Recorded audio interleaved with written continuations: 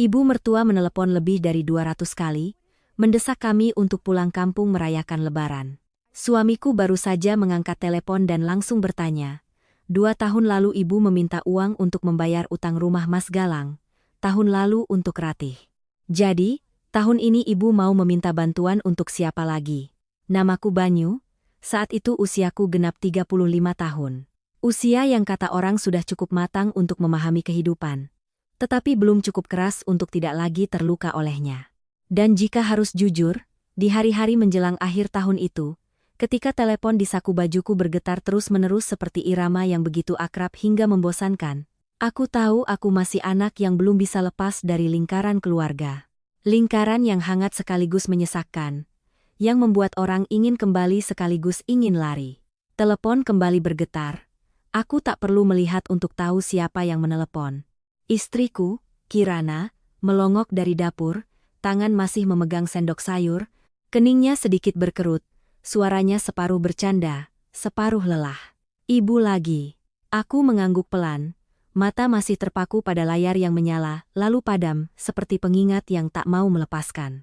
Panggilan ketiga hari ini, panggilan ke-40 sekian bulan ini, dan isinya bisa kuhafal seperti pelajaran pertama anak kecil yang baru belajar bicara. Kapan pulang? Tiket bus sudah dibeli belum? Tahun ini pulang lebih awal ya. Semua di rumah kangen sekali. Terdengar hangat, terdengar penuh kasih. Tapi aku dan Kirana sama-sama paham. Di balik kalimat-kalimat itu tidak pernah hanya soal pulang untuk Lebaran. Kirana meletakkan sendok sayurnya, mengelap tangan di celemek, lalu berjalan dan duduk di sampingku, menghela napas pelan, suaranya merendah. Sudah dekat Lebaran. Wajar kalau ibu kangen kita. Aku tertawa, tapi tawa yang hampa, tanpa sedikit pun kegembiraan, lalu membuka riwayat panggilan, menyodorkan telepon pada istriku. Coba lihat. Frekuensi seperti ini apa kelihatannya seperti kangen? Kirana terdiam. Keheningan orang yang mengerti tapi tak tahu harus berkata apa. 2 tahun lalu, ibu menelepon bertubi-tubi seperti ini yang pada akhirnya adalah untuk memintaku menyumbang 15 juta. Ah tidak. 15 juta saat itu adalah angka yang besar. Tapi belakangan aku baru tahu, total aku sudah mentransfer hingga 150 juta rupiah untuk membantu Mas Galang melunasi utang rumahnya. Tahun lalu, dengan ritme yang sama, panggilan bertubi-tubi seperti hujan deras di akhir musim, dan hasilnya adalah 10 juta, 20 juta, lalu terakumulasi menjadi 100 juta rupiah untuk membantu Ratih membeli mobil. Tahun ini aku belum tahu. Tapi aku punya firasat ini tidak akan sederhana. Telepon berdering lagi. Kali ini Kirana menatapku, sorot matanya bukan lagi keraguan, melainkan kelelahan yang sudah menumpuk terlalu lama. Angkat saja, Mas. Aku menarik napas dalam-dalam, menekan tombol terima, sekaligus menyalakan pengeras suara. Suara ibuku yang jernih terdengar, masih dengan nada yang sama, tergesa-gesa sambil berusaha terdengar gembira. Banyu, kapan kalian pulang? Ibu sudah siapkan semuanya, kue-kue, rendang, opor ayam, seisi rumah menunggu kalian, Mas Galang dan Ratih juga kangen. Aku memotongnya, tidak dengan suara keras, tidak dengan marah, hanya dengan ketenangan yang bahkan terasa asing bagi diriku sendiri. Ibu di seberang sana terdiam. Aku berbicara perlahan, kata demi kata seolah sudah dipertimbangkan sejak lama. 2 tahun lalu, ibu menelepon lebih dari 60 kali, akhirnya agar aku mengirim uang untuk membantu Mas Galang melunasi utang rumah. Tahun lalu, ibu menelepon hampir 100 kali agar aku mengirim uang untuk Ratih membeli mobil. Dari awal bulan ini sampai sekarang, ibu sudah menelepon lebih dari 200 kali. Aku berhenti sejenak, menatap Kirana, lalu melanjutkan, jadi, tahun ini ibu mau memintaku membantu siapa lagi? Suasana hening. Begitu hening sampai aku bisa mendengar desingan pelan di telepon. Kirana meremas tanganku pelan, entah ingin menghentikan atau memberiku kekuatan. Sekitar 10 detik kemudian, suara abuku terdengar lagi, tapi tidak seperti sebelumnya. Ada sesuatu yang canggung, sesuatu yang terusik. Kamu ini bicara apa? Ibu menelepon karena kangen kalian, kangen cucu, bukan karena yang lain.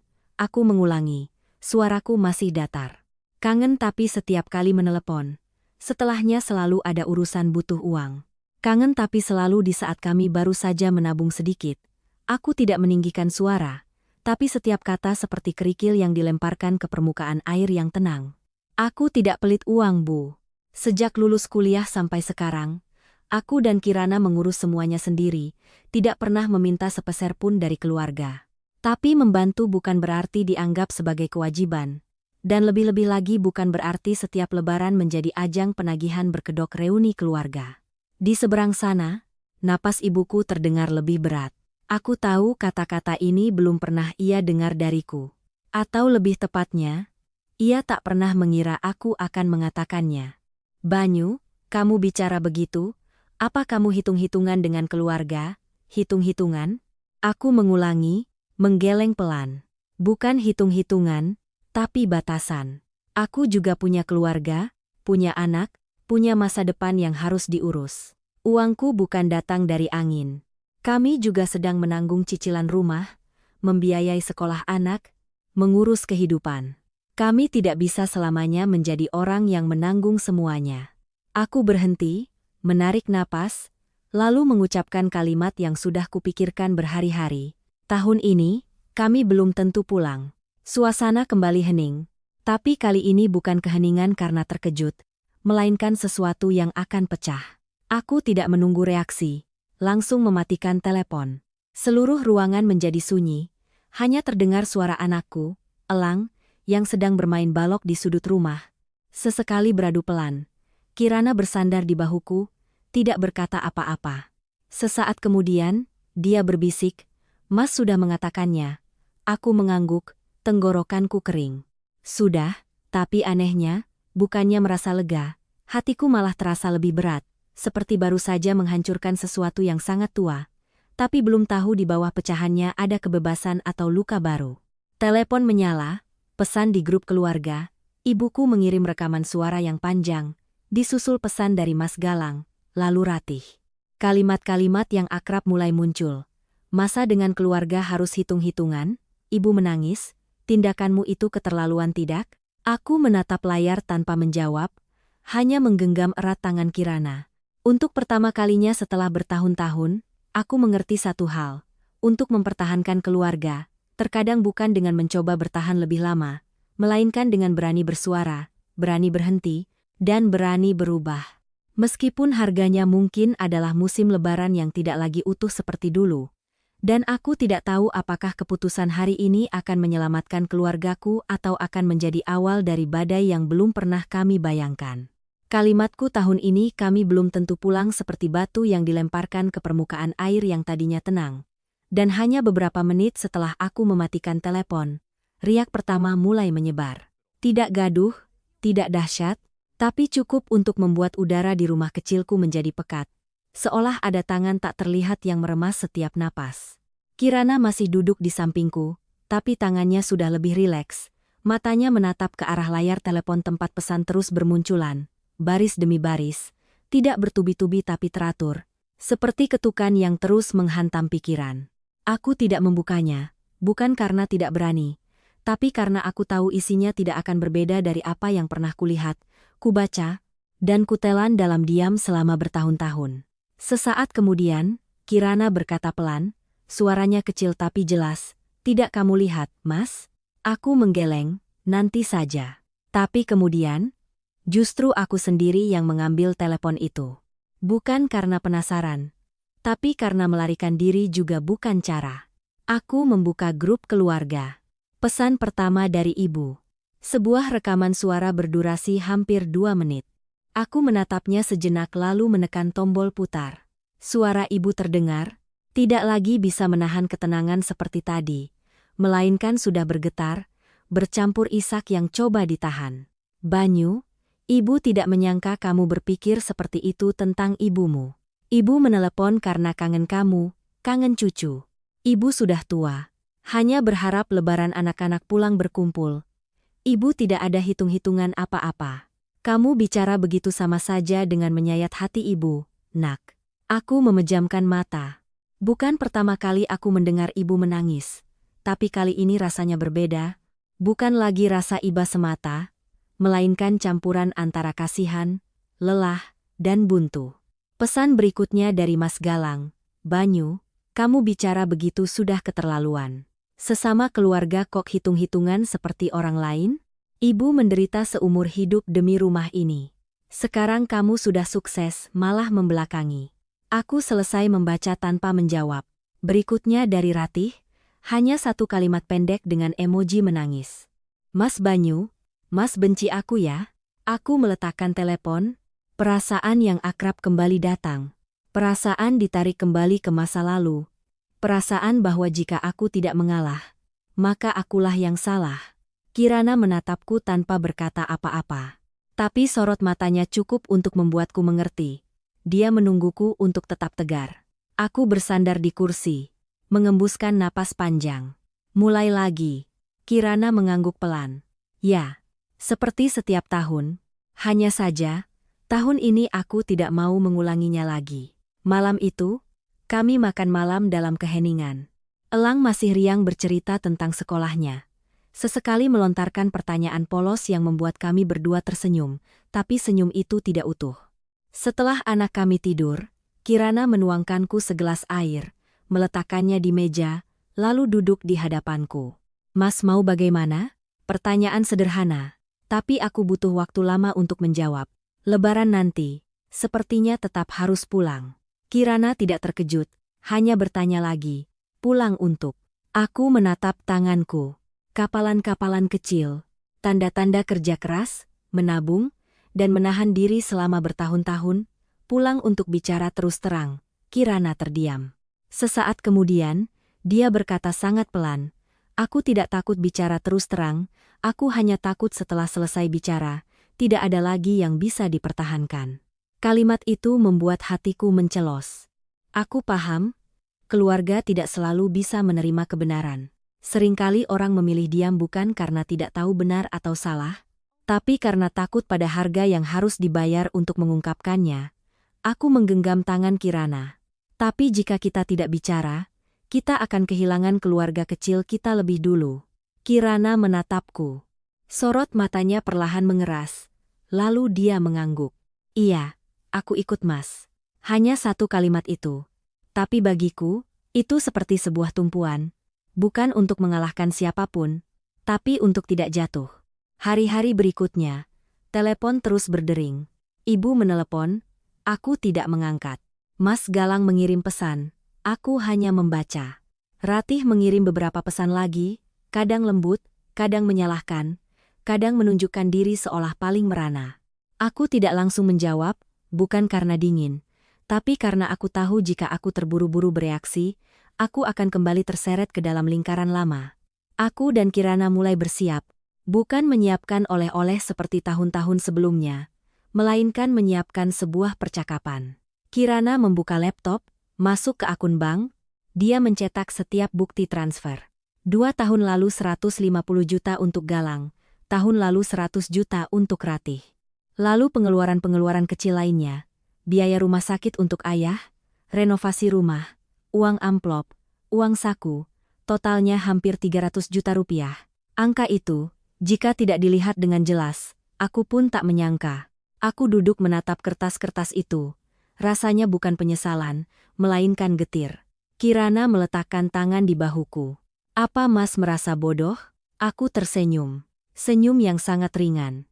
Tidak, aku hanya berpikir itu adalah tanggung jawab.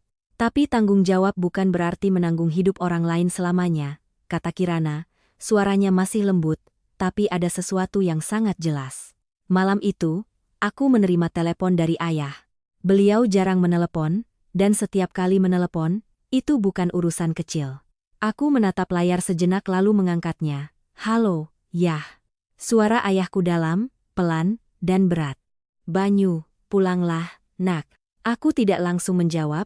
Ayah melanjutkan, ibumu sudah menangis beberapa hari ini.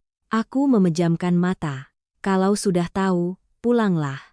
Ada apa-apa, bicarakan. Sesama keluarga tidak ada yang tidak bisa diselesaikan. Aku menggenggam telepon erat-erat. Yah, kalau aku pulang tapi tetap seperti dulu, bagaimana? Ayah terdiam beberapa detik, lalu mengucapkan kalimat yang membuatku terpaku.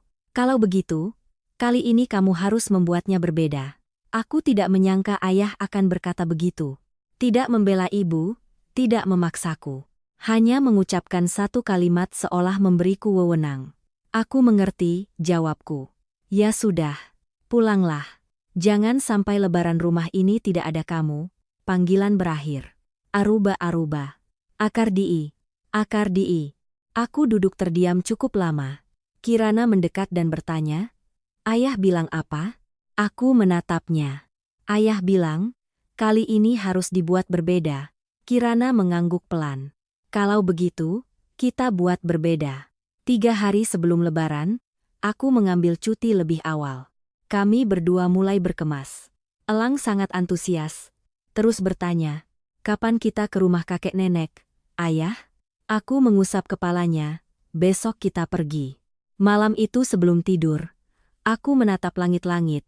Rasanya sangat aneh, seperti akan memasuki sebuah pertempuran. Tapi bukan untuk menang, melainkan untuk tidak kalah dari diri sendiri. Aku tahu kepulangan kali ini tidak akan sama dengan kepulangan sebelumnya. Tidak akan ada lagi senyum basa-basi, tidak ada lagi kalimat seadanya, tidak ada lagi anggukan diam. Sebagai gantinya adalah kebenaran. Dan kebenaran selalu punya harga. Aku menoleh ke arah Kirana. Dia sudah tidur tapi tangannya masih menggenggam tanganku dengan ringan. Aku meremasnya kembali, dalam hati berpikir, kali ini apapun yang terjadi, aku tidak akan mundur lagi.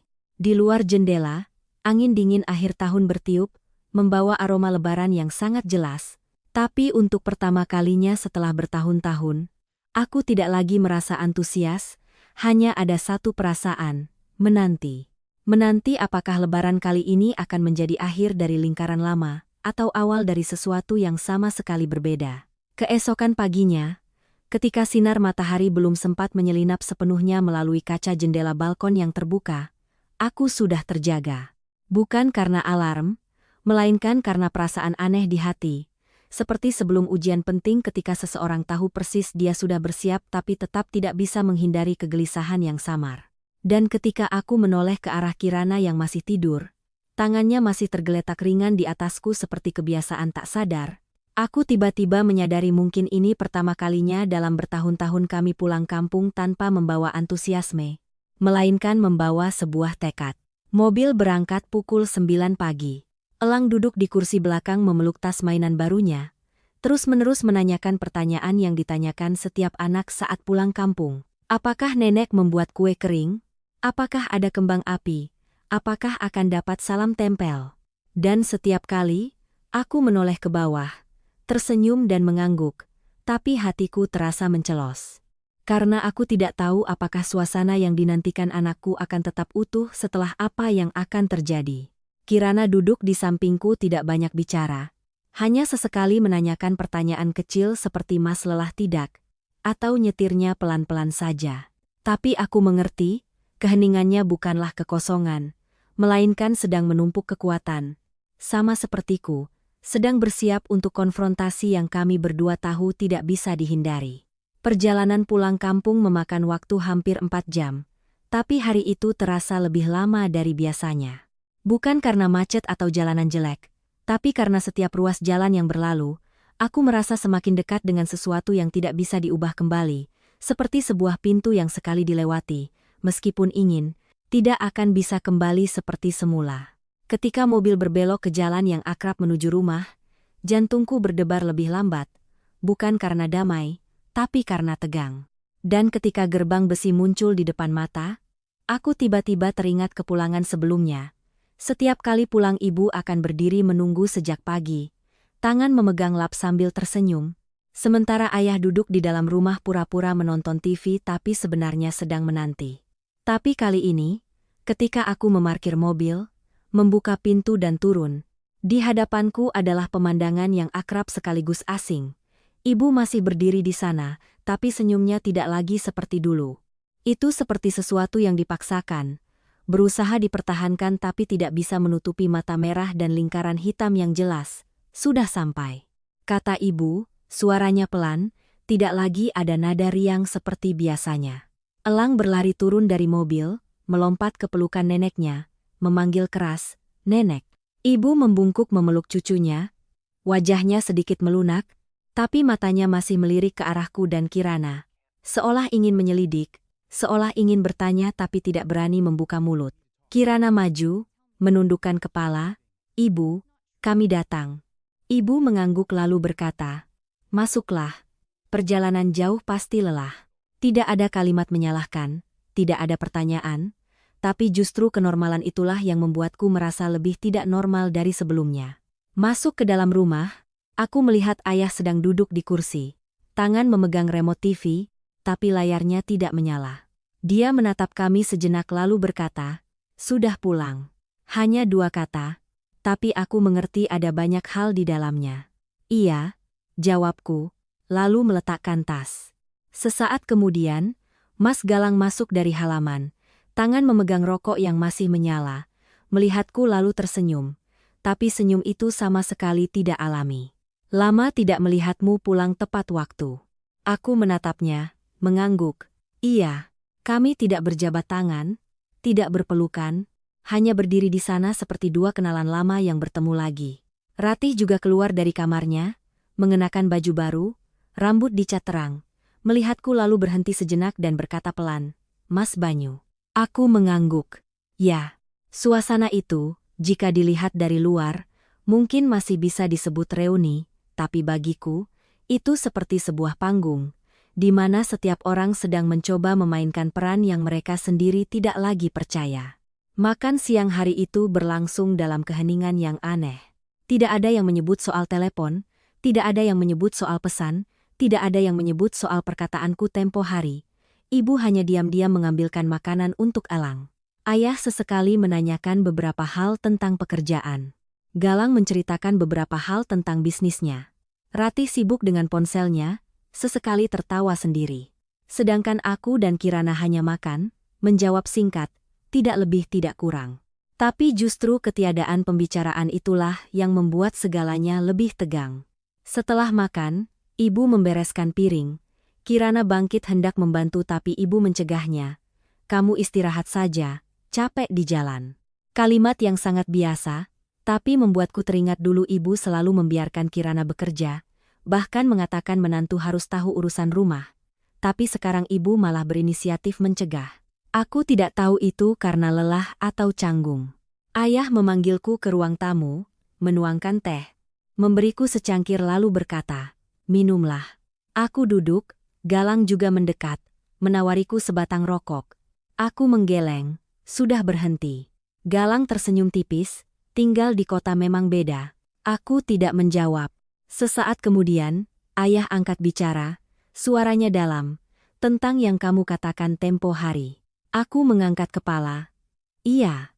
Ayah menatapku lalu berkata pelan, "Nanti sore, bicarakan dengan jelas." Aku mengangguk. Iya.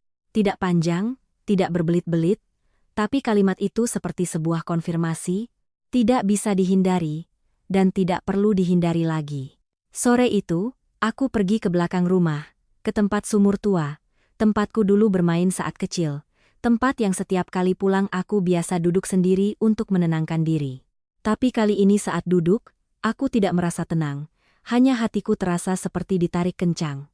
Antara kenangan di satu sisi dan kenyataan di sisi lain, antara perasaan dan akal sehat, Kirana datang dan duduk di sampingku, tidak berkata apa-apa, hanya duduk. Sesaat kemudian, dia bertanya, "Mas takut tidak?" Aku berpikir sejenak, takut. Kirana mengangguk. Aku juga. Aku menoleh padanya, tapi kalau tidak dilakukan, kita akan takut seumur hidup. Kirana tersenyum sangat tipis. Iya. Aku menggenggam tangannya.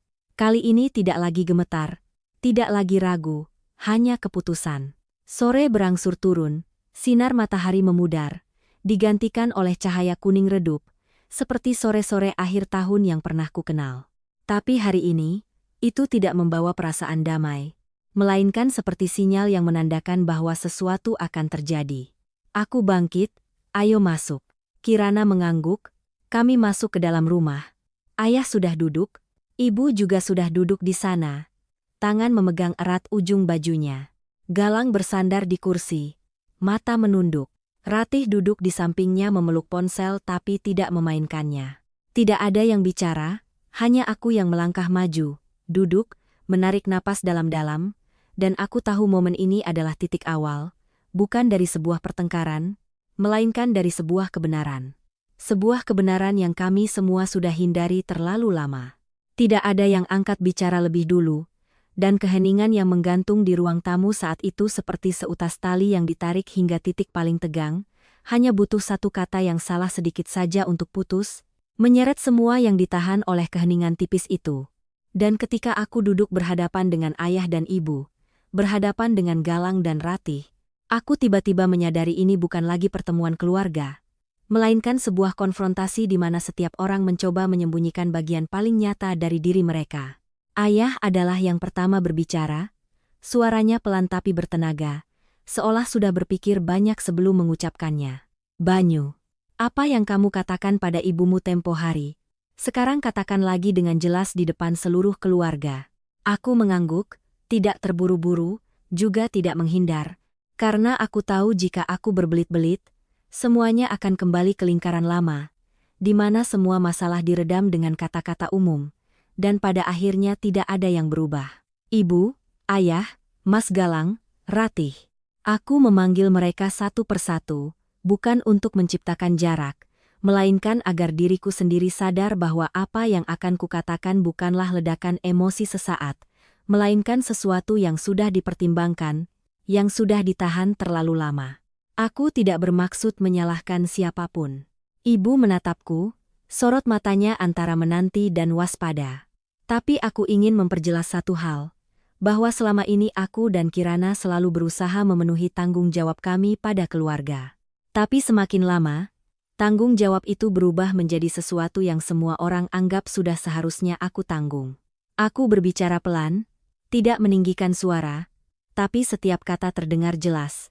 Galang mengerutkan kening seolah ingin bereaksi, tapi ayah memberi isyarat pelan agar diam. Aku melanjutkan. 2 tahun lalu, Mas Galang beli rumah kurang uang. Aku tanpa ragu mentransfer 150 juta rupiah. Saat itu aku pikir, sesama saudara kalau bisa bantu ya bantu. Galang menunduk tanpa bicara. Tahun lalu, Ratih mau beli mobil, aku dan Kirana juga menyumbang 100 juta rupiah. Karena aku pikir, adik perempuan bekerja punya kendaraan juga bagus. Ratih menggigit bibir, mata menunduk. Dan biaya-biaya lain, biaya rumah sakit ayah, renovasi rumah, uang saku, uang amplop, aku tidak pernah menghitungnya. Aku berhenti, lalu menatap lurus ke arah ibu. Tapi ibu tahu tidak? Kami juga punya kehidupan kami sendiri. Ibu membuka mulut seolah ingin mengatakan sesuatu tapi urung. Kami juga sedang mencicil rumah, juga harus membiayai sekolah Elang, juga harus menabung untuk masa depan. Kami bukan orang yang berkelebihan sampai bisa terus-menerus membantu orang lain tanpa berpikir. Udara di ruangan mulai terasa lebih berat. Tapi aku tidak berhenti. Aku tidak pelit uang. Tapi aku takut jika terus begini, bukan hanya kami yang lelah, tapi Mas Galang dan Ratih juga akan terbiasa. Setiap kali kurang, ada yang menambal. Kalimat itu membuat Galang mengangkat kepala. Nadanya sedikit tidak senang. "Maksudmu aku dan Ratih ini benalu?" Aku menatapnya tanpa menghindar. Aku tidak bilang begitu. Tapi jika terus berlanjut, akan menjadi seperti itu. Galang tertawa sinis, memukul meja dengan keras. "Kamu kerja di kota, dapat uang banyak, sekarang pulang mau mengajari kami?" "Mas," panggilku, suaraku masih tenang. "Aku tidak mengajari siapapun. Aku hanya bicara tentang urusanku." Ayah mengetuk meja pelan, suaranya tegas. "Galang, biarkan dia selesai bicara." Galang diam, tapi sorot matanya masih kesal. Aku menoleh ke Ratih. "Dan kamu, Ratih?" Ratih mengangkat kepala, matanya merah. "Kamu bilang aku membencimu, bukan? Aku hanya ingin kamu mengerti mana yang kemampuanmu, mana yang keinginanmu. Kamu ingin hidup enak, ingin punya mobil bagus, ingin tidak kalah dari teman-teman, itu tidak salah. Tapi jika itu melebihi kemampuanmu dan diambil dari uang orang lain, itu bukan lagi hak, melainkan beban bagi orang lain." Ratih menangis. "Mas bicara begitu sama saja meremehkanku." Aku menghela napas. "Tidak, aku menghargaimu makanya aku bicara. Aku tidak mau kamu terbiasa bergantung pada orang lain. Ibu saat itu tidak tahan lagi, suaranya bergetar. Banyu, kamu bicara begitu, kamu hitung-hitungan dengan keluarga. Apa kamu tidak ingat dulu kita susah sekali? Mas Galang berhenti sekolah lebih awal untuk bekerja. Ibu dan ayah banting tulang membesarkanmu. Sekarang kamu sudah sukses, kamu kembali dan mengucapkan kata-kata ini. Kalimat itu, jika dulu, mungkin aku akan diam. Tapi kali ini tidak. Aku ingat, jawabku sangat pelan. Aku ingat semuanya. Aku ingat ayah ibu susah payah. Ingat Mas Galang bekerja lebih awal. Ingat hari-hari sulit. Dan karena aku ingat, aku tidak pernah menolak membantu. Aku menatap ibu. Tapi ingat bukan berarti harus membayar selamanya. Ibu terpaku. Kalimat itu mungkin pertama kali didengarnya. Aku tetap mengurus ayah ibu. Aku tetap mengirim uang bulanan. Saat ayah ibu sakit, kami tetap menanggung sebagian besar. Itu adalah tanggung jawabku. Tapi membantu saudara bukan tanggung jawab wajib. Suasana seperti membeku. Ayah menatapku, sorot matanya lebih dalam tapi tidak menentang. Aku melanjutkan, suaraku merendah. Aku tidak mau setiap lebaran seperti ini. Tidak mau setiap kali pulang selalu ada urusan uang. Tidak mau anakku besar dan melihat ayahnya selalu tertekan karena keluarga. Aku menggenggam tangan Kirana. Dan aku mau mulai sekarang semuanya harus jelas. Apa yang namanya membantu? Katakan jelas itu membantu. Apa yang namanya pinjam? Harus ada rencana pengembalian. Dan jika itu keinginan pribadi, setiap orang harus menanggungnya sendiri. Seluruh ruangan hening, tidak ada yang langsung membantah. Tapi aku tahu apa yang kukatakan telah menyentuh hal-hal yang selama ini coba dihindari semua orang. Galang menatap meja, suaranya lebih rendah. Jadi sekarang maumu bagaimana? Aku menatapnya, bukan mauku apa. Tapi mulai sekarang kita harus berubah. Mas Galang, uang 2 tahun lalu aku tidak minta sekarang, tapi aku mau ada rencana yang jelas. Ratih, uang tahun lalu aku tidak minta kembali, tapi mulai sekarang kamu harus mandiri. Aku menoleh ke ayah ibu. Dan untuk ayah ibu, aku tetap akan menjalankan tanggung jawabku. Tapi aku tidak bisa melanjutkan seperti sebelumnya. Ibu menunduk, bahunya bergetar pelan. Tidak lagi membantah. Tidak lagi melawan, hanya diam. Ayah menghela napas. Helaan napas yang sangat dalam. Dia menatap setiap orang lalu berkata, cukup. Apa yang dikatakan Banyu tidak salah. Ibu mengangkat kepala menatap ayah seolah tidak percaya. Galang juga terpaku, Ratih berhenti menangis. Aku juga terkejut. Ayah menatap ibu, suaranya dalam. Kamu juga harus pikirkan lagi. Sayang anak tapi cara seperti ini malah merusak. Lalu dia menatap Galang dan Ratih. Dan kalian berdua juga harus introspeksi, tidak bisa selamanya bergantung pada Banyu. Ruangan jatuh dalam keheningan yang berbeda, tidak lagi tegang seperti sebelumnya, tapi lebih berat, lebih dalam. Aku duduk di sana, merasa seperti baru saja melewati badai, belum tahu hasilnya bagaimana, tapi setidaknya aku sudah bicara. Dan untuk pertama kalinya, tidak ada yang bisa pura-pura tidak pernah mendengarnya. Perkataan ayah seperti gembok terakhir yang mengunci pintu yang bergetar hebat di rumah itu. Tidak ada lagi yang bicara. Tapi keheningan setelahnya bukan lagi penghindaran seperti sebelumnya, melainkan keheningan berat yang memaksa setiap orang untuk melihat ke dalam diri mereka sendiri.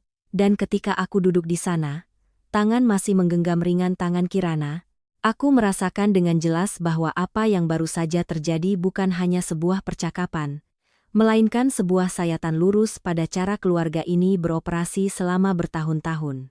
Ibu adalah yang pertama bereaksi, tapi bukan dengan bantahan seperti yang kuduga, melainkan dengan helaan napas yang sangat panjang.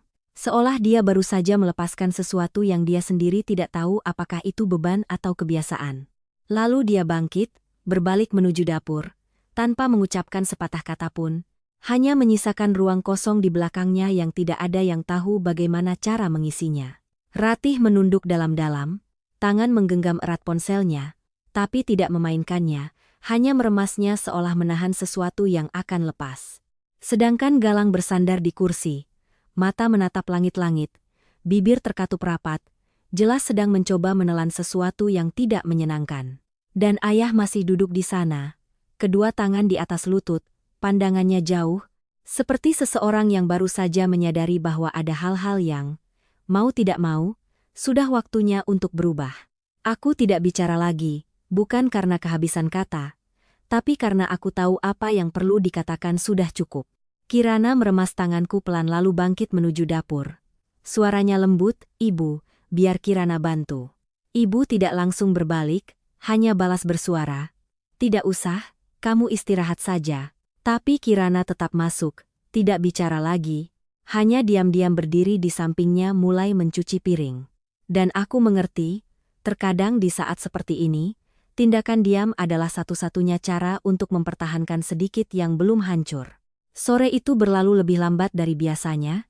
Tidak ada yang berinisiatif memulai percakapan tapi juga tidak ada yang pergi, seolah semua sedang menunggu sesuatu berikutnya yang mereka sendiri tidak tahu apa. Dan ketika hari mulai gelap, Galang bangkit dan berkata pada ayah ibu bahwa dia pulang dulu. Suaranya tidak lagi tajam seperti siang tadi, tapi juga tidak lagi santai seperti tahun-tahun sebelumnya. "Galang pulang dulu, besok pagi ke sini lagi." Ayah mengangguk. Ibu tidak mengantar seperti biasanya, hanya berdiri di dapur membelakangi. Galang melewatiku, berhenti sejenak seolah ingin mengatakan sesuatu, tapi kemudian hanya mengangguk pelan lalu pergi. Ratih masih di sana tapi tidak bicara, hanya duduk di sudut, sesekali melirikku lalu menunduk lagi, sorot matanya campur aduk antara marah, sedih, dan sedikit seperti sedang berpikir. Malam itu, makan malam berlangsung dalam suasana yang belum pernah kualami sebelumnya. Tidak ada tawa, tidak ada cerita, hanya suara piring dan sendok yang beradu pelan dan sesekali suara elang melontarkan pertanyaan polos yang tidak ada yang menjawabnya segera, membuatku harus angkat bicara menggantikan mereka. Mencoba menjaga perasaan normal untuk anakku yang aku sendiri tahu sudah tidak utuh. Setelah makan malam, ayah duduk di teras merokok, sementara ibu membereskan dapur. Kirana kembali membantu. Kali ini ibu tidak mencegah lagi, hanya diam-diam bekerja bersama, tanpa bicara. Tapi aku melihat sesekali ibu melirik Kirana. Tatapannya bukan lagi selidik seperti sebelumnya, melainkan ada sesuatu yang lebih lembut tapi juga lebih berat. Aku duduk di teras di samping ayah. Dia tidak menatapku, hanya menawariku sebatang rokok. Aku menggeleng, sudah berhenti.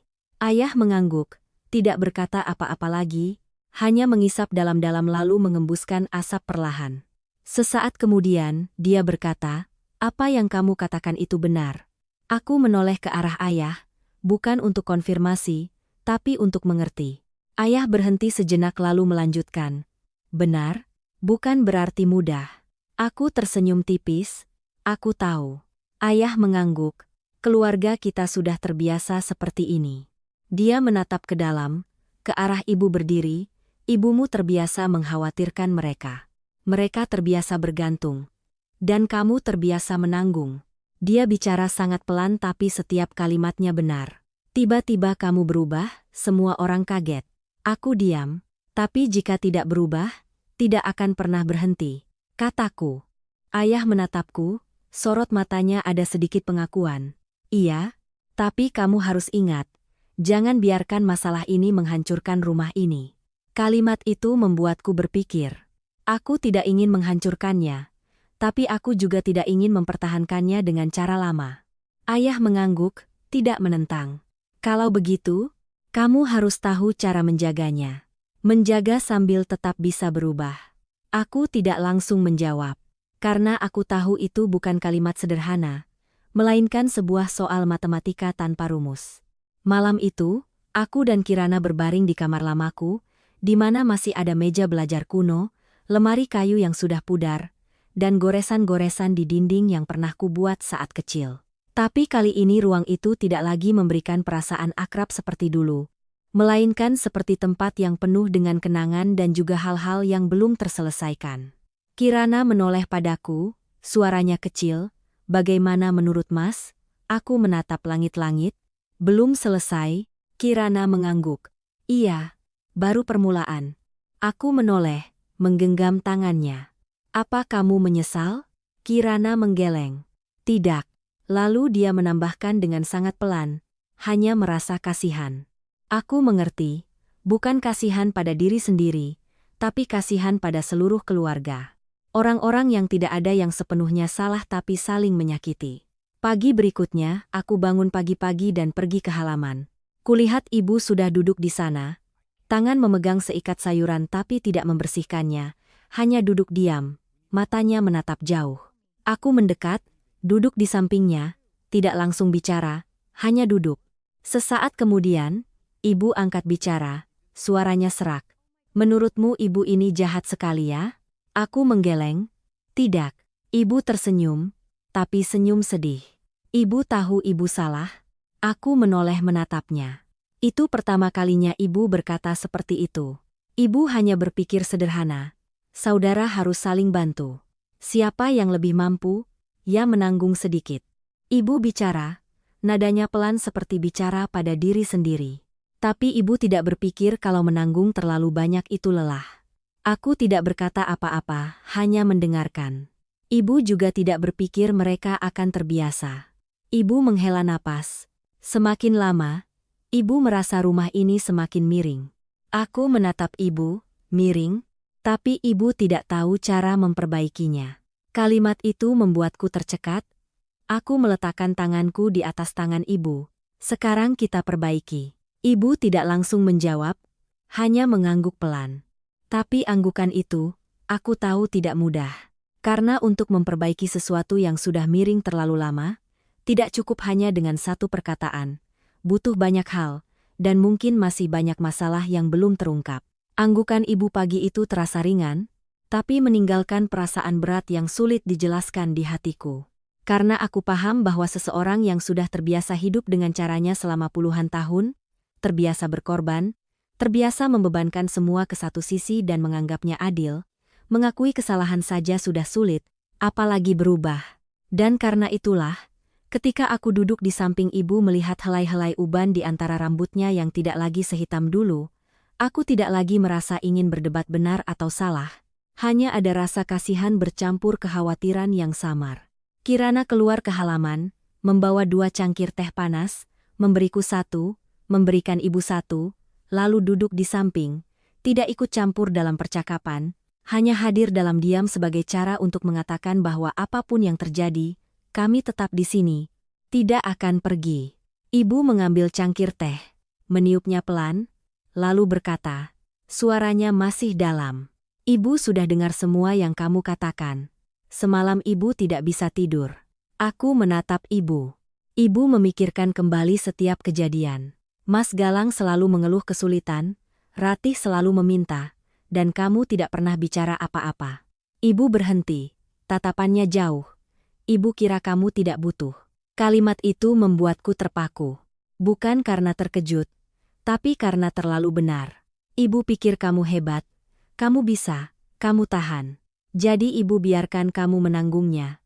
Ibu tersenyum sedih. Tanpa tahu kamu juga lelah. Aku menarik napas. Aku tidak menyalahkan ibu. Aku hanya ingin mulai sekarang berbeda. Ibu mengangguk, tapi anggukan itu tidak lagi seyakin tadi. Ada sedikit keraguan, seolah di dalam hatinya masih banyak yang belum bisa dilepaskan. Tepat saat itu, suara motor terdengar di luar gerbang. Galang. Dia masuk, tidak tersenyum, tidak bicara keras, hanya memarkir motor di sudut lalu langsung masuk ke rumah. Matanya melirikku, melirik ibu, melirik Kirana, seolah sedang menimbang sesuatu. Ratih juga keluar dari kamarnya. Rambut belum rapi, mata masih bengkak, jelas habis menangis. Tapi hari ini tatapannya tidak lagi menghindar sepenuhnya, melainkan ada sedikit keberanian untuk berhadapan. Ayah keluar dari dalam rumah, melihat sekeliling, lalu berkata, duduk semua. Tidak ada yang langsung bereaksi. Tapi kemudian satu persatu duduk kembali di posisi yang hampir sama seperti kemarin. Bedanya kali ini tidak ada lagi yang pura-pura normal. Ayah meletakkan teko teh di meja, menuangkan ke setiap cangkir, lalu berkata, kemarin belum selesai bicara, sekarang lanjutkan. Suaranya tidak keras, tapi tidak ada yang berani meremehkan. Galang yang pertama bicara, tapi tidak lagi setajam kemarin. Suaranya lebih dalam, lebih pelan. Banyu, soal kemarin sudah kupikirkan. Aku menatapnya tanpa bicara. Aku tidak bilang kamu salah, tapi caramu bicara itu menyakitkan. Aku mengangguk. Aku tahu. Galang menghela napas. Tapi ada satu hal yang kamu katakan benar. Dia berhenti sejenak. Aku sudah terbiasa. Kalimat itu membuat seluruh ruangan hening. Aku terbiasa, kalau kurang ada yang menambal. Aku terbiasa. Ibu yang urus. Aku terbiasa. Kamu tidak pernah protes. Galang tersenyum, tapi senyum getir. Sekarang kamu bicara, aku baru sadar. Sepertinya aku sudah salah sejak lama. Ibu menunduk. Ayah tidak bicara. Ratih menatap kakaknya dengan sorot mata yang sedikit berubah. Aku tidak janji akan langsung berubah. Lanjut Galang. Tapi aku akan coba. Lalu dia menoleh padaku. Soal utang 2 tahun lalu, aku tidak punya cukup untuk bayar sekarang. Aku tidak bohong, tapi aku akan bayar. Aku menatapnya. Tidak mengangguk, tidak menolak, hanya berkata, aku tidak butuh kamu bayar sekarang, tapi aku butuh kamu jujur. Galang mengangguk. Iya, tidak panjang, tapi cukup. Ratih saat itu baru angkat bicara, suaranya jauh lebih kecil dari biasanya. Mas Banyu. Aku menoleh, aku minta maaf. Kalimat itu, jika dulu, mungkin akan kuanggap hanya basa-basi, tapi hari ini aku merasakannya berbeda. Aku tidak berpikir semuanya akan jadi seperti ini, kata Ratih, matanya merah. Aku kira Mas dan Bak punya uang, membantu aku itu biasa. Aku tidak berpikir itu adalah tekanan. Aku menghela napas. Sekarang kamu sudah berpikir. Itu bagus. Ratih mengangguk. Aku akan urus diriku sendiri. Mobil itu rencananya mau kujual. Kalimat itu membuat ibu mengangkat kepala. Kenapa dijual? Ratih menatap ibu. Aku tidak sanggup membiayainya. Aku juga tidak mau terus bergantung pada orang lain. Suasana di ruangan berubah, tidak lagi tegang seperti kemarin, tapi juga tidak ringan, melainkan sesuatu yang sedang bergerak. Ayah saat itu baru angkat bicara. Bisa begitu itu bagus. Dia menatap ibu. Kamu lihat? Ibu tidak langsung menjawab, hanya menghela napas. Aku tidak menyangka akan jadi begini. Suaranya mengecil. Aku hanya pikir itu yang terbaik untuk mereka. Ayah mengangguk, tapi cara baik seperti itu malah merusak. Ibu diam. Kirana saat itu baru angkat bicara, suaranya lembut tapi jelas. Ibu, kami tidak mau terpisah dari keluarga. Kami hanya ingin setiap orang bisa berdiri sendiri. Ibu menatap Kirana, tatapannya kali ini tidak lagi berjarak seperti sebelumnya. Ibu mengerti. Satu kalimat sederhana, tapi aku tahu untuk mengucapkannya, ibu harus melewati banyak hal. Suasana di ruangan perlahan melunak, tidak ada yang tertawa, tapi juga tidak lagi tegang. Seperti setelah hujan deras, segalanya masih basah, masih berat, tapi setidaknya badai telah berlalu. Aku duduk di sana, menatap setiap orang, merasa seperti sedang melihat kembali sebuah keluarga yang akrab sekaligus baru, tidak sempurna, tidak utuh, tapi lebih nyata. Namun, di dalam hatiku masih ada perasaan aneh. Seperti masalahnya belum berhenti di sini, seperti masih ada sesuatu yang belum terucap. Dan aku tidak tahu itu akan datang dari siapa atau akan menjadi masalah yang kami semua belum siap hadapi. Perasaan bahwa ini belum berakhir bukanlah firasat yang samar, melainkan seperti seutas benang kecil yang masih tersangkut di kain yang baru saja dibentangkan. Kelihatannya semua sudah rata, tapi hanya perlu ditarik sedikit untuk mengungkapkan bagian yang belum pernah terlihat. Dan tepat pada sore hari itu, ketika suasana di rumah baru saja tenang setelah percakapan jujur yang langka, aku mulai menyadari bahwa yang tersisa bukanlah tentang uang yang telah dibicarakan, melainkan tentang hal-hal yang belum pernah disinggung. Setelah percakapan itu, semua orang menyebar, tanpa disuruh, tapi semua butuh ruang sendiri untuk bernapas, untuk berpikir, dan mungkin untuk menata kembali apa yang baru saja terguncang di kepala mereka. Aku sendiri pergi ke belakang rumah, berdiri di samping sumur tua, tempat di mana pagi kemarin aku duduk bersama Kirana. Tapi kali ini aku tidak lagi merasa tegang seperti sebelumnya, melainkan sebuah ketenangan. Seolah setelah mengatakan apa yang perlu dikatakan, seseorang mulai menghadapi konsekuensi yang sebenarnya. Kirana datang ke belakang, berdiri di sampingku, tidak bertanya apa-apa, hanya bersandar ringan di bahuku, sebuah gestur akrab yang selalu cukup untuk memberitahuku bahwa aku tidak sendirian dalam cerita ini. Dan ketika aku hendak mengatakan sesuatu, Suara langkah kaki di belakang membuat kami berdua menoleh. Itu Ratih. Dia berdiri beberapa langkah dari kami, tangan memegang ujung bajunya, tatapannya tidak lagi menghindar, tapi juga tidak sepenuhnya mantap. Seperti seseorang yang sedang mencoba keluar dari zona nyaman yang sudah terlalu lama dikenalnya. Mas Banyu. Aku berbalik sepenuhnya menatapnya. Ya, katakan saja. Ratih menarik napas lalu berkata. Suaranya tidak keras tapi jelas. Ada sesuatu yang belum aku katakan. Aku tidak mendesaknya. Hanya menunggu. Mobil yang aku bilang akan kujual, Ratih berhenti, mata menunduk. Sebenarnya bukan karena aku mau ganti, tapi karena aku tidak bisa bayar cicilannya. Kalimat itu tidak sepenuhnya mengejutkanku, tapi tetap membuatku terdiam karena itu mengkonfirmasi sesuatu yang sudah kupikirkan tapi belum pernah kudengar langsung darinya. Aku pinjam uang lagi di luar dari yang Mas kasih. Lanjut Ratih, suaranya semakin pelan. Awalnya kupikir bisa dicicil, tapi bunganya naik, pekerjaan tidak stabil. Aku mulai menunggak. Aku menatapnya. Berapa tunggakannya? Ratih diam beberapa detik lalu berkata, lebih dari 70 juta. Angka itu membuatku menghela napas pelan. Bukan karena terlalu besar, tapi karena itu menunjukkan segalanya sudah berjalan lebih jauh dari yang ku ketahui. Kirana di sampingku masih diam, tapi aku merasakan tangannya sedikit meremas. Apa rencanamu? Tanyaku. Ratih menggeleng. Aku tidak tahu. Rencananya mau minta tolong ibu. Kalimat itu seperti lingkaran lama yang muncul tepat di depan mata. Aku menatap lurus padanya, lalu ibu akan meneleponku. Ratih menunduk. Aku tahu. Keheningan panjang menyusul, bukan ketegangan, melainkan kenyataan.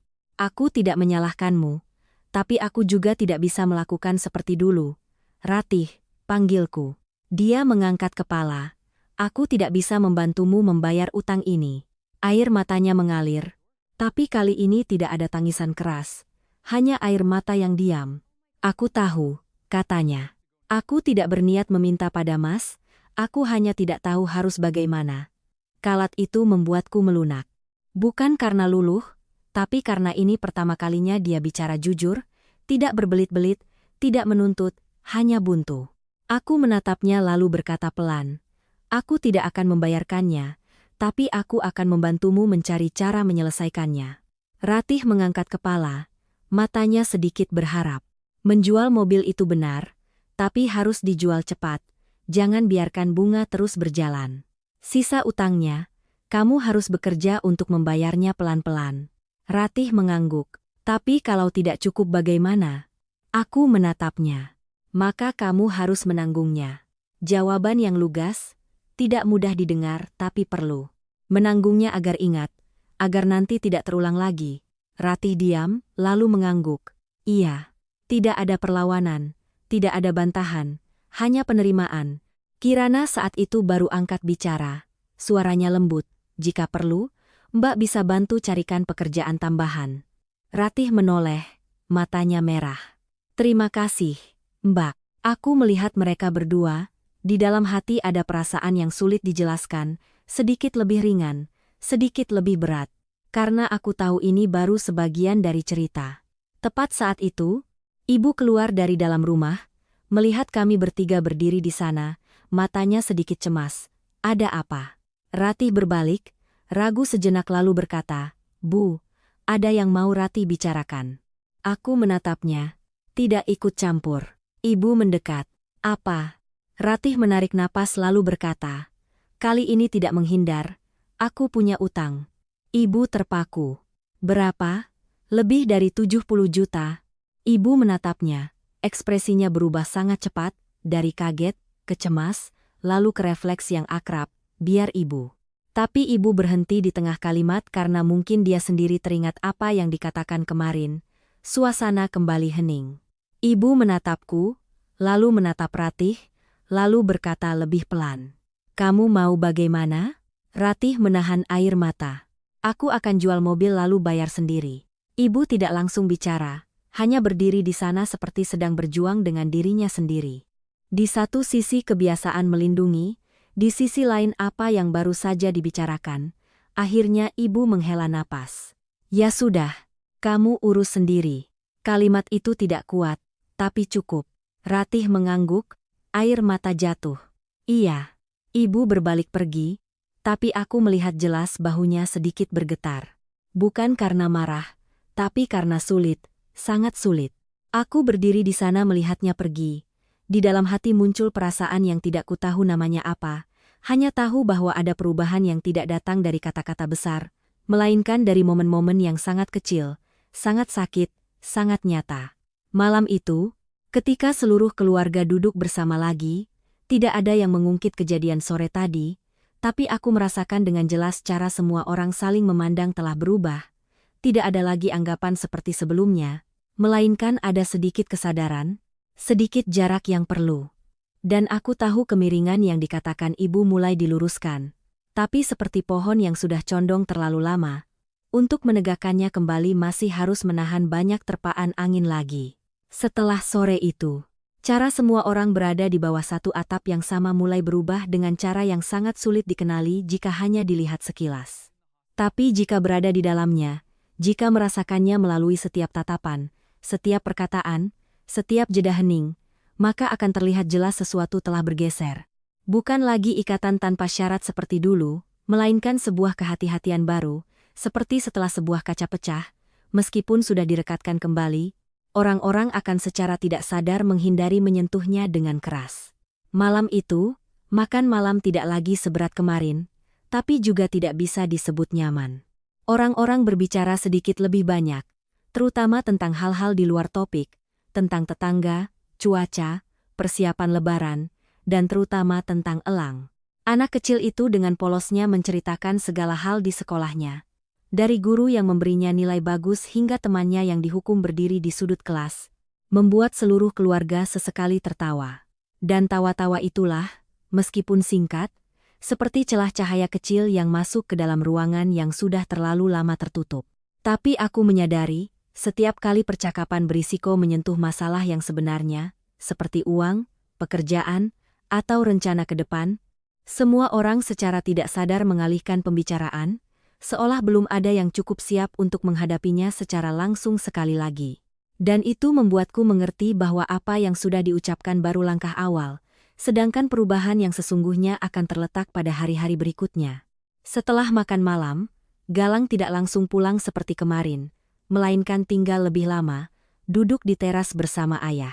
Mereka tidak banyak bicara, tapi sesekali aku melihat Galang menanyakan beberapa hal pada ayah tentang memperbaiki atap rumah yang sudah tua, lalu tentang menanam pohon lagi di belakang kebun. Percakapan yang sangat biasa tapi membuatku memperhatikannya karena sebelumnya Galang jarang meminta pendapat ayah tentang hal-hal seperti itu, biasanya dia memutuskan sendiri lalu melakukannya. Ratih duduk di ruang tamu bersama Kirana. Mereka berbicara pelan, isinya tidak jelas. Tapi sesekali aku melihat Ratih mengangguk lalu bertanya lagi, lalu mengangguk lagi. Tatapannya tidak lagi menantang atau tersinggung seperti sebelumnya, melainkan ada sesuatu yang seperti belajar atau setidaknya sedang mencoba memahami cara hidup yang berbeda. Sedangkan ibu, dia masih di dapur lebih lama dari biasanya, meskipun tidak banyak lagi pekerjaan yang harus dilakukan.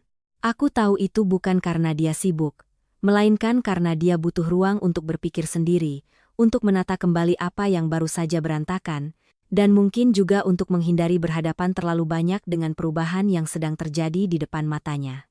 Aku berdiri di pintu, melihat ke dalam, melihat ibu sedang mengelap kembali kompor yang sudah bersih, gerakannya pelan berulang-ulang seperti cara untuk menenangkan dirinya sendiri.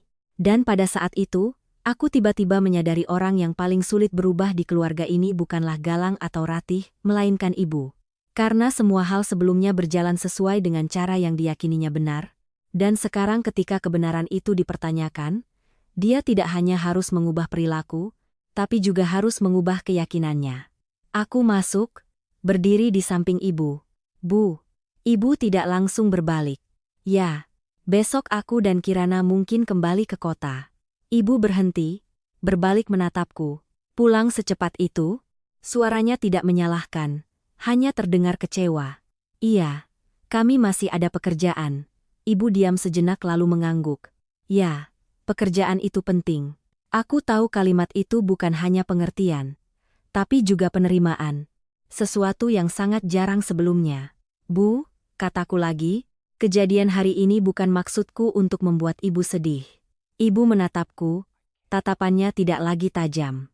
Ibu tahu, hanya saja ibu belum terbiasa. Aku mengangguk. Aku juga. Kami berdua berdiri di sana tanpa bicara lagi. Tapi keheningan ini tidak lagi seberat sebelumnya, melainkan seperti jeda yang diperlukan setelah dialog panjang. Malam itu, ketika aku dan Kirana sudah di kamar bersiap tidur, terdengar ketukan pelan di pintu. Aku membukanya, ternyata Galang. Dia berdiri di sana, tangan di saku celana, matanya tidak menatap lurus padaku. Keluar sebentar, bicara. Aku mengangguk, mengikutinya ke halaman. Malam akhir tahun terasa dingin, angin sepoi-sepoi tapi tidak menusuk, cukup untuk membuat orang terjaga. Galang berdiri bersandar pada tiang, menatap ke arah gerbang, cukup lama baru bicara. Kamu pernah merasa kalah saing tidak? Pertanyaan yang tak terduga. Aku tidak langsung menjawab. Pernah, kataku, tapi tidak selalu. Galang tersenyum tipis. Kalau aku, sering. Sejak kecil aku berhenti sekolah lebih awal untuk bekerja. Selalu berpikir aku berkorban untuk keluarga. Nanti melihatmu kuliah, bekerja, hidup mapan, aku ikut senang tapi juga merasa kalah. Dia bicara, nadanya tidak ada dendam, hanya sebuah kebenaran yang diucapkan untuk pertama kalinya. Aku tidak mengatakannya, tapi di dalam hati itu menumpuk. Sampai saat butuh uang, aku tidak berpikir itu meminta, tapi berpikir kamu seharusnya membantu. Aku menatapnya tanpa memotong. Sekarang kupikir-pikir, mungkin aku salah dari awal. Galang menghela napas. Bukan salah karena butuh bantuan, tapi salah karena menganggapnya sebagai hal yang wajar. Aku melangkah lebih dekat. Mas tidak sepenuhnya salah. Hanya saja kita tidak bicara terus terang. Galang mengangguk. Iya. Sekarang sudah bicara. Rasanya lebih lega. Aku tersenyum tipis. Aku juga. Kami berdua berdiri di sana tanpa bicara lagi. Tapi aku merasakan jarak di antara kami telah berubah. Bukan lagi penanggungan sepihak, melainkan sebuah pengertian. Meskipun belum sepenuhnya, tapi sudah dimulai. Malam itu aku tidak tidur nyenyak. Bukan karena cemas, tapi karena pikiran masih berputar dengan apa yang telah terjadi. Dan aku tahu kepulangan kali ini bukan hanya kepulangan lebaran, melainkan sebuah titik balik, sebuah transformasi yang kami semua sedang belajar untuk beradaptasi. Dan aku juga tahu besok ketika kami pergi, segalanya tidak akan sama lagi, tapi juga belum tentu stabil, karena perubahan tidak pernah terjadi dalam satu hari. Pagi berikutnya, suasana di rumah tidak lagi setegang hari-hari pertama kami pulang, tapi memiliki nuansa yang sangat aneh, seperti saat hujan deras baru saja reda, tanah masih basah, udara masih berat, tapi di suatu tempat sudah ada sinar matahari pertama yang masuk. Tidak cukup untuk mengeringkan segalanya seketika, tapi cukup untuk membuat orang tahu bahwa segalanya tidak lagi tenggelam dalam kegelapan. Dan ketika aku bangun, keluar dari kamar, melihat ibu sudah bangun sejak pagi, sedang duduk membersihkan sayuran di halaman, sementara ayah sedang merapikan halaman depan rumah, aku tiba-tiba menyadari ada hal-hal yang tidak perlu diucapkan, tapi tetap berubah dengan sangat jelas. Kirana sedang membantu ibu, tidak lagi ditolak seperti sebelumnya. Mereka berdua berbicara pelan, tidak banyak, tapi tidak ada lagi jarak. Sementara Elang berlari-lari, sesekali menanyakan berbagai hal. Dan kali ini ibu lebih banyak menjawabnya, bahkan tersenyum. Senyum yang meskipun belum utuh, tidak lagi dipaksakan seperti hari pertama. Dan hanya itu saja sudah membuat hatiku sedikit lebih ringan. Aku pergi ke halaman, mengambil sapu dari tangan ayah. Ayah menatapku lalu mengangguk tanpa berkata apa-apa. Tapi tatapannya ada sesuatu yang melunak, seperti sebuah pengakuan tanpa kata. Sesaat kemudian, Galang datang membawa sekantong barang, baru masuk sudah memanggil, "Yah?" Aku bawa sedikit barang. Suaranya normal, tidak lagi kaku. Dan yang membuatku memperhatikan adalah dia tidak menatapku dengan pandangan kesal seperti kemarin, melainkan hanya mengangguk sangat ringan sebagai cara menyapa tanpa perlu diucapkan. Ratih juga keluar, rambutnya diikat rapi, tidak berdandan seperti biasanya, tangan memegang sebuah buku catatan kecil, sesekali menulis sesuatu. Aku tidak bertanya tapi menduga mungkin itu adalah daftar utang yang harus dibayar, rencana-rencana yang untuk pertama kalinya harus dia hitung sendiri. Sarapan pagi itu berlangsung sederhana tapi tidak lagi berat. Semua orang berbicara lebih banyak satu sama lain. Meskipun masih menghindari topik sensitif, tidak ada lagi kewaspadaan seperti sebelumnya. Dan justru dalam percakapan yang kelihatannya biasa itu, aku merasakan sebuah penyesuaian yang sangat kecil tapi sangat nyata. Setelah makan, aku dan Kirana mulai mengemasi barang-barang, bersiap kembali ke kota. Dan saat aku melipat pakaian ke dalam koper, aku teringat kepulangan sebelumnya. Setiap kali pulang kampung, saat akan pergi selalu ada perasaan lega seperti baru saja menyelesaikan sebuah kewajiban. Tapi kali ini perasaannya berbeda. Bukan lega juga tidak sepenuhnya berat, melainkan sesuatu yang masih menggantung. Kirana menatapku bertanya, "Bagaimana perasaan Mas?" Aku berhenti, berpikir sejenak, seperti baru saja dimulai. Kirana mengangguk. "Iya, belum berakhir." Aku menutup koper, menarik resletingnya. Suara resleting terdengar jelas di kamar yang sunyi seperti sebuah titik untuk sebuah paragraf, tapi bukan akhir dari seluruh cerita. Ketika kami membawa barang keluar, ibu sudah berdiri di pintu, tangan memegang sebuah tas besar. Di dalamnya ada kue, buah-buahan, dan segala macam yang selalu ibu siapkan setiap kali kami pulang. Tapi kali ini dia tidak banyak bicara, hanya memberikannya pada Kirana, bawa pulang untuk dimakan. Kirana menerimanya, mengangguk. "Iya, terima kasih, Bu." Ibu menatapku lalu berkata, "Hati-hati di jalan." Aku mengangguk. Iya, tidak ada kalimat menahan, tidak ada pesan panjang. Tapi justru keringkasan itulah yang membuatku melihat jelas ibu sedang mencoba berubah, tidak lagi menahan kami dengan kata-kata yang akrab, melainkan menerima kami untuk memutuskan sendiri. Ayah berdiri di samping, menepuk bahuku pelan, hati-hati nyetirnya. "Iya." Galang berdiri di dekatnya, menatapku lalu berkata, "Ada apa-apa, telepon saja." Aku mengangguk.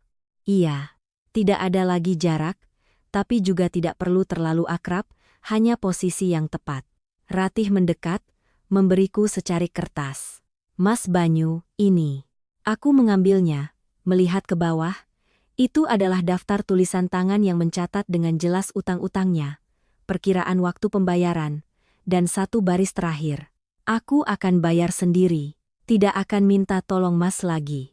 Aku mengangkat kepala menatapnya. Ratih tidak menangis, hanya menatap lurus. Aku melipat kertas itu, memasukkannya ke saku. "Bagus. Hanya satu kata, tapi cukup." Elang berlari memeluk neneknya, kakeknya, lalu naik ke mobil, masih polos seperti anak-anak lainnya, tidak tahu bahwa kepulangan ayah ibunya kali ini sangat berbeda dari apa yang dilihatnya. Ketika aku menyalakan mesin, mobil mulai bergerak keluar dari gerbang. Aku melihat melalui kaca spion, melihat ibu berdiri di sana, tidak melambaikan tangan seperti biasanya, hanya berdiri menatap, matanya mengikuti.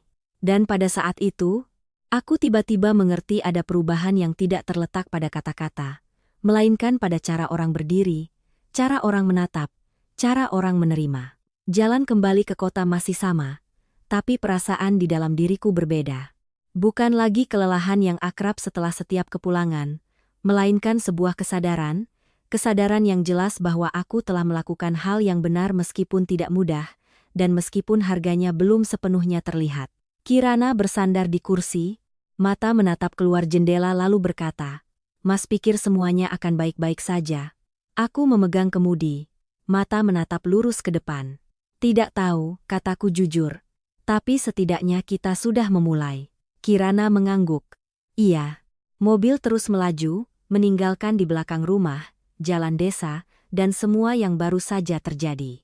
Tapi aku tahu mereka tidak benar-benar tertinggal di belakang, melainkan akan terus ikut bersama kami dalam panggilan telepon berikutnya, dalam kepulangan berikutnya, dan dalam cara setiap orang di keluarga akan memilih untuk hidup mulai sekarang. Dan aku juga tahu ada hal-hal yang kelihatannya sudah selesai, tapi sebenarnya baru terungkap sebagian. Bagian sisanya mungkin akan datang saat kami paling tidak menduganya. Hari-hari setelah kembali ke kota berlalu tidak secepat yang kuduga. Sebaliknya, setiap hari membawa perasaan aneh. Seolah kehidupan akrabku dan Kirana berjalan normal dengan pekerjaan, makan malam sederhana, mengantar jemput elang sekolah. Tapi di bawah kenormalan itu, ada arus diam yang telah berubah, membuat setiap panggilan, setiap pesan dari kampung halaman membawa makna yang berbeda. Bukan lagi pengulangan lingkaran lama, melainkan sinyal-sinyal kecil yang menunjukkan keluargaku sedang belajar berjalan kembali dari awal. 3 hari setelah kembali ke kota, ibu menelepon. Panggilan pertama sejak kami pergi. Aku melihat layar, melihat nama ibu muncul. Hatiku tidak lagi seberat dulu, tapi masih ada sedikit jeda seperti refleks yang tersisa. Dan ketika aku mengangkatnya, suara ibu terdengar, tidak lagi bertubi-tubi, tidak lagi tergesa-gesa seperti dulu. "Banyu, sudah makan?" Pertanyaan yang sangat biasa, tapi bagiku sangat berbeda. "Sudah, Bu, kami sudah makan." "Ya, bagus." Ibu diam sejenak lalu melanjutkan. "Beberapa hari ini ibu dan ayah baik-baik saja. Rati sudah mulai kerja tambahan. Mas Galang juga sedang memikirkan ulang pekerjaannya." Aku mendengarkan tanpa menyela, hanya merasakan setiap kata. Tidak ada singgungan soal uang, tidak ada sindiran, hanya bercerita. "Ibu telepon hanya untuk menanyakan kabar," kata ibu pelan, "tidak ada apa-apa." Aku tersenyum tipis. "Iya, Bu." Panggilan berakhir setelah beberapa menit, tidak panjang, tapi cukup untuk membuatku mengerti sesuatu telah benar-benar berubah. Aku meletakkan telepon, menatap Kirana, dia juga sedang menatapku. "Bagaimana?" tanyanya. "Ibu tidak menyinggung apa-apa," jawabku. Kirana mengangguk, tersenyum ringan. "Itu bagus." Aku juga tersenyum, tapi hatiku tidak sepenuhnya lega, melainkan perasaan antara berharap dan waspada. Karena aku tahu perubahan bukanlah garis lurus, mungkin akan ada saatnya menyimpang, saatnya mundur. Seminggu kemudian, Galang menelepon. Pertama kalinya dia berinisiatif meneleponku setelah percakapan hari itu. "Halo." Suaranya terdengar tidak lagi berat. "Ya, Mas," jawabku. "Soal utang itu, aku sudah mulai bayar." Aku sedikit terkejut. "Sudah dibayar?" "Iya, belum banyak. Tapi aku transfer 5 juta dulu." Aku diam sejenak, bukan karena jumlah uangnya, tapi karena tindakannya. "Iya," kataku, pelan-pelan saja. Galang tertawa ringan. "Kali ini aku tidak akan lari lagi." Kalimat itu membuat hatiku sedikit mencelos. Bukan sedih, tapi lega. "Iya, Mas pasti bisa." Galang tidak bicara banyak lagi, tapi sebelum menutup telepon, dia mengatakan satu kalimat, "Terima kasih untuk hari itu." Aku tidak langsung menjawab, hanya berkata, "Sama-sama." Panggilan berakhir. Aku duduk di sana, menatap ruang kosong di depanku, menyadari bahwa terkadang satu perkataan jujur meskipun menyakitkan bisa membuka hal-hal yang tidak pernah bisa dilakukan oleh keheningan. Ratih lebih sering mengirim pesan, bukan untuk meminta sesuatu, melainkan untuk bertanya tentang pekerjaan, tentang cara mengelola uang, hal-hal yang sebelumnya tidak pernah dia pedulikan. Dan setiap kali, Kirana yang lebih banyak menjawab daripadaku, sabar, detail, tidak memaksakan.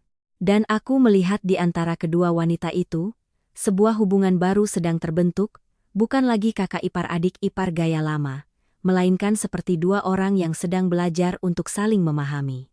Tapi tidak semuanya berjalan lancar. Suatu malam, sekitar 2 minggu kemudian, ayah menelepon, suaranya tidak biasa. "Banyu, bisa pulang tidak?" Aku terpaku. "Ada apa?" "Yah."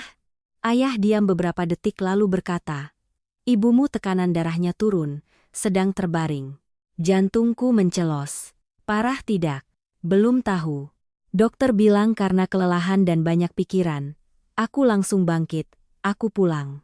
Aku mengatakannya tanpa berpikir, tanpa berdiskusi, hanya refleks. Kirana menatapku, langsung mengerti. Aku siapkan barang. Kami tidak banyak bicara, hanya berkemas cepat, menitipkan elang pada tetangga sebentar, lalu berangkat. Dan sepanjang jalan, aku tidak menyalakan musik, tidak bicara, hanya fokus menyetir, tapi di dalam kepala semua pikiran kembali berputar. Ibu lelah karena apa?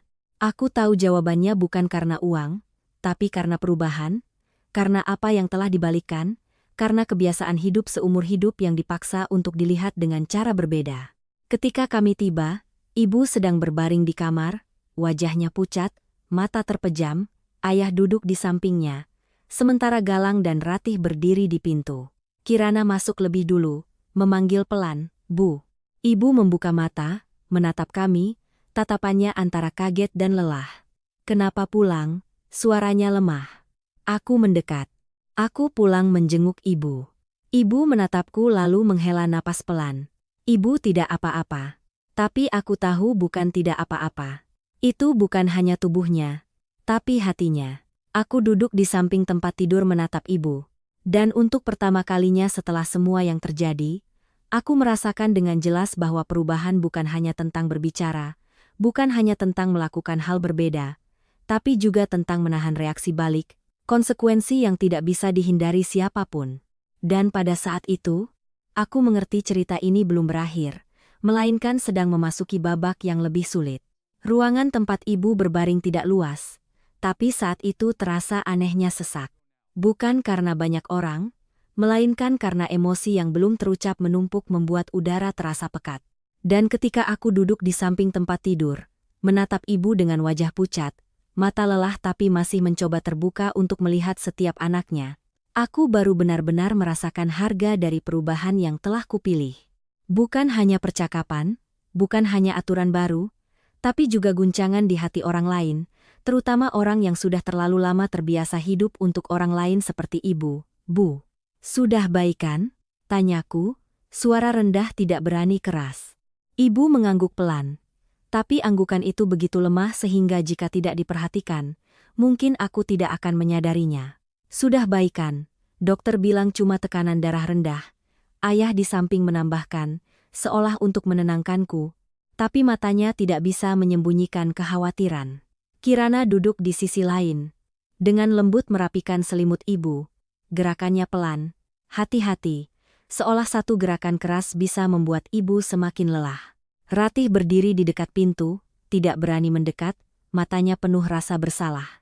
Galang bersandar di dinding dengan tangan terlipat, tidak berkata apa-apa, tapi aku melihat rahangnya mengeras seolah menahan sesuatu. "Bu, sudah makan?" tanya Kirana. Ibu menggeleng, "Tidak nafsu." Jawaban singkat, tapi aku paham itu bukan karena tidak lapar, melainkan karena hatinya masih terlalu penuh dengan hal yang belum bisa dicerna. Aku menatap ayah. Dokter bilang apa lagi? Ayah menghela napas, disuruh istirahat, jangan banyak pikiran. Perkataan sederhana tapi yang paling sulit dilakukan. Saat itu aku kembali menatap ibu, dan pada saat itu aku menyadari. Meskipun aku benar, meskipun aku punya alasan, mengatakan semuanya sekaligus pada orang seperti ibu, sama seperti menyuruh orang yang terbiasa berjalan lambat untuk langsung berlari, dan tubuh serta mentalnya tidak sempat beradaptasi. "Bu," panggilku lebih lembut, "jangan banyak pikiran." Ibu menatapku, tatapannya tidak lagi menyalahkan, tidak lagi marah, hanya lelah. "Bagaimana tidak dipikirkan?" Suaranya serak. "Puluhan tahun ibu hidup seperti ini, sekarang kamu bilang ibu salah." Aku buru-buru menggeleng, "Aku tidak bilang ibu salah. Aku hanya bilang kita perlu berbeda." Ibu tersenyum tipis, tapi senyum sedih. "Berbeda itu kan sama saja dengan salah." Kalimat itu membuatku tercekat. Bukan karena tidak punya jawaban, tapi karena aku paham dalam pikiran ibu, apa yang berbeda dari kebiasaan adalah salah. Aku menggenggam pelan tangan ibu. Tidak semua yang biasa itu benar, dan tidak semua yang berbeda itu salah. Ibu tidak bicara, hanya menatapku. Tatapannya seolah mencoba mengerti tapi belum bisa sepenuhnya. Galang saat itu melangkah lebih dekat. Pertama kalinya dia berinisiatif bicara di ruangan ini, suaranya dalam. "Bu," ibu menoleh padanya. "Masalah ini bukan karena Banyu," kata Galang, pelan tapi pasti. "Ini karena aku." Ibu tertegun. "Aku terbiasa bergantung." "Aku yang salah," kata Galang. Aku tidak berpikir dia lelah. Galang menunduk. Sekarang dia bicara. Aku baru sadar. Ruangan hening. Ratih saat itu juga mendekat, suaranya bergetar. "Bu, aku juga. Aku kira Mas Banyu membantu itu biasa." Aku tidak berpikir aku sedang memberinya tekanan. Ibu menatap kedua anaknya yang lain, tatapannya goyah. Jelas apa yang baru didengarnya tidak sama dengan apa yang selama ini diyakininya. Kami tidak menyalahkan ibu, lanjut Galang. Tapi kami juga harus menanggungnya sendiri. Ibu tidak bisa menanggungnya selamanya. Ibu diam sangat lama, lalu menoleh padaku. Kamu lihat, mereka bicara begitu. Suaranya tidak lagi yakin. Mereka benar-benar berubah? Aku mengangguk. Iya, tapi bukan karena aku bilang. Tapi karena mereka sadar. Ibu menghela napas. Helaan napas yang sangat dalam. Ibu hanya takut, dia berhenti. Takut keluarga kita tidak lagi seperti dulu. Kalimat itu membuatku mengerti, yang ibu takutkan bukan kehilangan uang, melainkan kehilangan rasa keterikatan yang selama ini dijaganya. Keluarga kita tetap sama, kataku. Hanya cara kita bersama yang berbeda. Setiap orang berdiri sendiri tapi tetap berdampingan. Ibu menatapku, lalu menatap Galang, Ratih, Kirana, tatapannya melambat, seolah sedang menyusun kembali sebuah gambar baru. Tidak sama dengan yang lama, tapi belum tentu jelek. Kirana saat itu dengan lembut berkata, "Bu, kami tidak meninggalkan ibu, kami hanya ingin semuanya lebih jelas. Ibu tidak perlu mengkhawatirkan kami dengan cara lama lagi. Cukup ada di sana saja." Kalimat itu sederhana, tapi aku melihat ibu mendengarkannya, benar-benar mendengarkan. Ibu memejamkan mata sejenak lalu membukanya. Tatapannya tidak lagi tegang, hanya lelah dan lembut. Iya, sebuah kata iya yang sangat pelan. Tapi kali ini berbeda, bukan penerimaan terpaksa, melainkan permulaan pengertian. Aku duduk di sana, merasa seperti seutas tali telah dilonggarkan. Belum sepenuhnya, tapi cukup untuk tidak lagi mencekik. Dan pada saat itu, aku menyadari perubahan bukan berarti memaksa orang lain untuk langsung mengerti, melainkan bersabar sedikit demi sedikit agar mereka melihatnya sendiri. Ayah berdiri di samping, meletakkan tangan di bahuku, berkata pelan, "Sudah beres." Aku mengangguk, tapi dalam hati aku tahu ini belum berakhir. Hanya satu langkah melewati bagian tersulit, di depan mungkin masih ada tantangan lain. Tapi setidaknya kali ini kami tidak lagi menghindar. Setelah malam itu, ketika ibu sudah minum obat dan tidur lebih nyenyak, rumah perlahan kembali ke keadaan tenang yang pernah ku kenal. Tapi kali ini keheningan itu tidak lagi seberat hari-hari pertama, melainkan membawa sedikit perasaan seperti pengendapan setelah ombak besar berlalu. Permukaan air belum sepenuhnya rata tapi tidak lagi bergejolak hebat. Dan ketika aku duduk di teras bersama ayah menatap halaman yang gelap, di mana lampu kuning memancarkan berkas cahaya belang-belang, aku tiba-tiba menyadari ada hal-hal yang kelihatannya sangat besar, sangat sulit dilewati. Tapi ketika sudah dilewati, malah meninggalkan perasaan kosong seolah baru saja melepaskan beban yang sebelumnya tidak kusadari sedang kupikul. Kirana sudah masuk ke kamar untuk tidur bersama ibu. Sementara Ratih duduk di sampingnya, sesekali merapikan selimut, mengelap kening, tindakan-tindakan yang sebelumnya jarang dilakukannya. Galang masih berdiri bersandar di pintu, tapi tatapannya tidak lagi menghindar seperti sebelumnya, melainkan mengikuti setiap gerakan ibu. Seolah untuk pertama kalinya dia sadar betul bahwa wanita itu tidak selalu sekuat yang dipikirkannya. "Banyu," panggil ayah. "Iya, kali ini kamu berhasil." Aku tidak langsung mengerti. "Maksudnya?" Ayah menyesap tehnya lalu berkata pelan. "Bukan soal benar atau salah, tapi kamu tidak lari." Kalimat itu membuatku diam. Karena aku tahu sebelumnya aku pernah berpikir untuk diam saja, biarkan saja, demi menjaga ketenangan. Tapi ketenangan itu tidak nyata. "Tapi," lanjut ayah, "menjaga rumah ini bukan hanya dengan bicara, tapi setelah itu bagaimana caranya agar tidak pecah." Aku mengangguk. Aku mengerti, tapi aku juga sedang belajar. Ayah tersenyum tipis. "Iya, semua orang sedang belajar." Kalimat itu terdengar sederhana tapi membuatku merasa lebih ringan. Karena itu tidak menempatkanku pada posisi harus menanggung semua tanggung jawab, melainkan sebagai bagian dari proses yang harus diikuti semua orang. Pagi berikutnya, ketika ibu bangun, kondisinya sudah lebih baik, tidak lagi pucat seperti kemarin. Dan yang membuatku terkejut adalah orang pertama yang dipanggilnya bukan aku, melainkan Ratih. "Ratih, sini." Ratih mendekat sedikit canggung. Iya, Bu. Ibu menatapnya sejenak lalu berkata, soal mobil itu, urus saja. Ratih mengangguk. Iya. Tidak perlu tanya ibu, tambah ibu, juga tidak perlu tanya Mas Banyu. Kamu putuskan sendiri. Ratih mengangkat kepala, matanya sedikit memerah. Iya, Bu, aku tahu. Ibu tidak berkata apa-apa lagi, tapi caranya bicara bukan lagi perintah, melainkan penyerahan sesuatu yang sebelumnya jarang dilakukannya. Galang saat itu juga mendekat, berdiri di samping tempat tidur.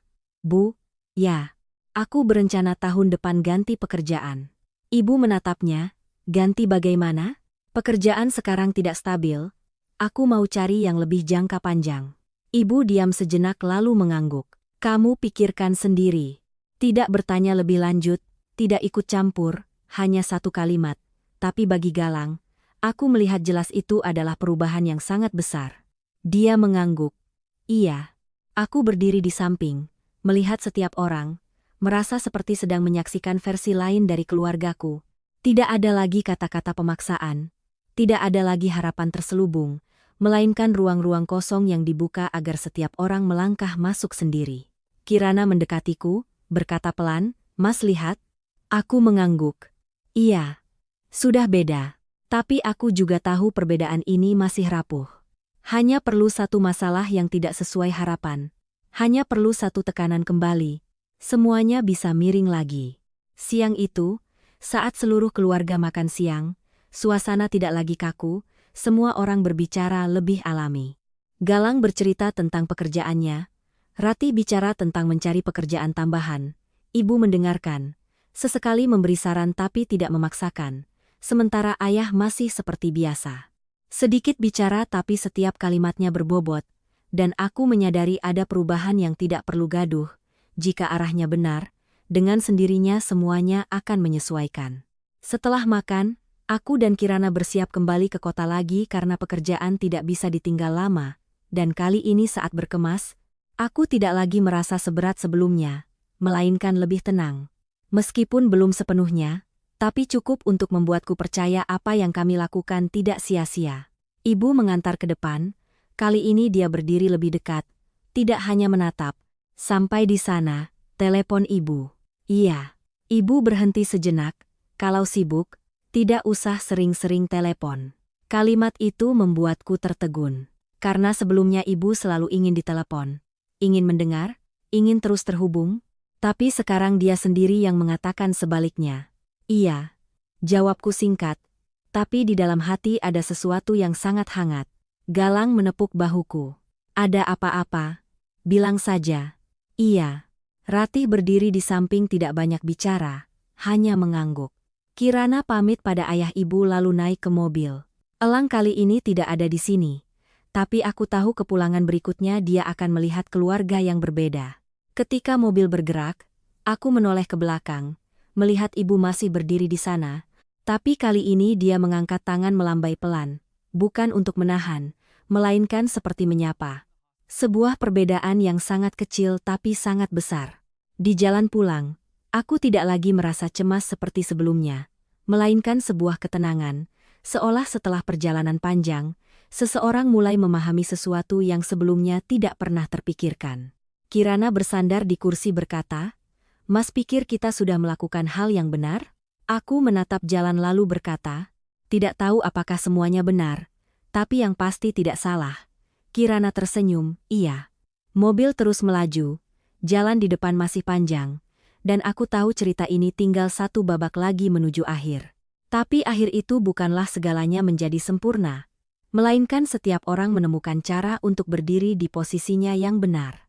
Dan aku juga mengerti, keluarga bukanlah tempat untuk saling menanggung selamanya, melainkan tempat di mana setiap orang belajar untuk mandiri tanpa saling menjauh. Hari-hari setelahnya, kehidupanku dan Kirana perlahan kembali ke ritme yang akrab. Pagi bekerja, sore menjemput Elang, malam makan malam lalu mengurus hal-hal kecil sebuah keluarga biasa. Tapi jauh di dalam, aku tahu betul ada sesuatu yang telah berubah total. Bukan hal-hal yang bisa langsung terlihat, melainkan cara aku berpikir, cara aku bereaksi, dan cara aku menetapkan batasan untuk diriku sendiri. Sesuatu yang sebelumnya selalu kuhindari karena takut menyinggung, takut merusak, takut menyakiti. Tapi justru ketakutan itulah yang membuat segalanya miring tanpa kusadari. Sekitar sebulan setelah Lebaran, ketika semuanya telah berlalu, tidak ada lagi panggilan bertubi-tubi, tidak ada lagi desakan, aku menerima pesan dari Ratih. Tidak panjang, hanya beberapa baris tapi membuatku membacanya berulang kali. Mas Banyu, aku sudah jual mobilnya, sudah bayar sebagian utang, sisanya aku kerja tambahan untuk mencicil. Lelah sih, tapi kepala rasanya lebih ringan. Pertama kalinya aku tidak perlu khawatir siapa yang akan membantu, hanya berpikir apa yang harus kulakukan. Terima kasih karena hari itu tidak membantuku dengan cara lama. Aku menatap layar cukup lama sebelum menjawab, iya, semangat. Bukan karena tidak mau bicara lebih banyak, tapi karena aku paham ada hal-hal yang tidak perlu ditambahkan. Di waktu yang sama, Galang lebih sering meneleponku, bukan untuk meminta uang, tapi untuk meminta pendapat tentang pekerjaan, tentang beralih ke bidang lain, tentang menghitung pengeluaran, pertanyaan-pertanyaan yang sebelumnya tidak pernah ditanyakannya. Dan setiap kali, aku tidak lagi merasa sedang dibebani, melainkan seperti sedang berdiskusi dengannya. Sebuah perubahan yang tidak kuduga akan datang secepat ini. Ibu masih menelepon, tapi frekuensinya lebih jarang, isinya juga berbeda. Tidak ada lagi pertanyaan mendesak tentang kapan pulang atau sindiran soal uang, hanya menanyakan kabar, bercerita, kadang tentang tetangga, tentang pohon di belakang rumah yang berbunga, tentang ayah yang lagi-lagi memperbaiki teras, cerita-cerita kecil tapi membuatku merasa untuk pertama kalinya setelah sekian lama, hubungan kami tidak lagi disisipi oleh harapan-harapan tersembunyi. Suatu malam ketika aku sedang memeriksa kembali buku pengeluaran, Kirana datang meletakkan selembar kertas di hadapanku. Itu adalah rencana keuangan yang baru dibuatnya. Rinci setiap pemasukan, setiap pengeluaran, setiap target tabungan. Dan ketika aku melihatnya, aku menyadari setelah kepulangan itu, bukan hanya keluarga di sana yang berubah, tapi keluarga kecilku juga sedang menyesuaikan diri, lebih jelas, lebih pasti. Bagaimana menurut Mas? Tanya Kirana. Aku mengangguk. Bagus. Lalu aku menatapnya dan menambahkan, dulu aku selalu berpikir membantu keluarga itu harus mengorbankan bagian kita, tapi sekarang aku sadar, kalau kita tidak bisa menjaga milik kita sendiri, kita juga tidak bisa membantu siapapun dalam jangka panjang. Kirana tersenyum, iya, aku juga berpikir begitu. Kalimat itu sederhana tapi merupakan kesimpulan dari seluruh perjalanan. Beberapa bulan kemudian, kami pulang kampung lagi.